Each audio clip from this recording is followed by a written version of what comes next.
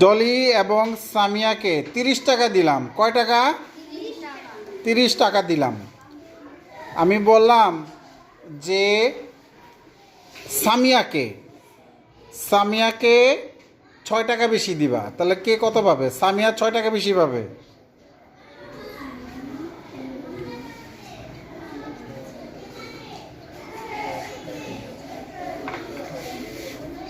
সবাই হিসাব করতে থাকো, দেখি ওরা বলতে পারে কিনা। হ্যাঁ,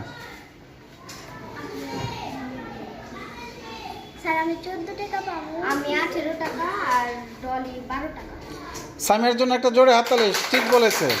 হ্যাঁ, সামিয়া কিভাবে হিসাব করলে আমাকে বলো। 30 টাকার মধ্যে থেকে 6 টাকা বিয়োগ করলে থাকে 24 টাকা। তাহলে 24-এর অর্ধেক 12। গুড। 12 12 12 24।